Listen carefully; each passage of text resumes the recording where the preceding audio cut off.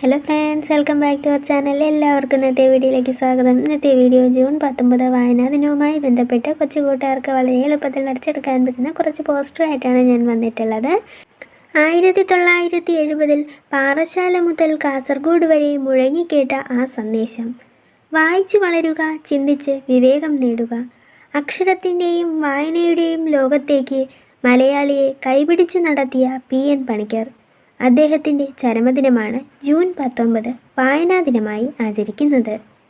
ഇന്നത്തെ വീഡിയോ എല്ലാ കൊച്ചുകൂട്ടുകാർക്കും ഉപകാരപ്പെടുമെന്ന് വിശ്വസിക്കുന്നു. വീഡിയോ ഇഷ്ടമായാൽ ദയവേത് ചാനലൊന്ന് സബ്സ്ക്രൈബ് ചെയ്യാനും വീഡിയോയ്ക്ക് ഒരു ലൈക്ക് തരാനും ആരും മറക്കരുത് കേട്ടോ. വീഡിയോയെക്കുറിച്ചുള്ള അഭിപ്രായം എന്ത് തന്നെയായാലും കമൻറ്റ് ചെയ്യാനും മറക്കരുത്.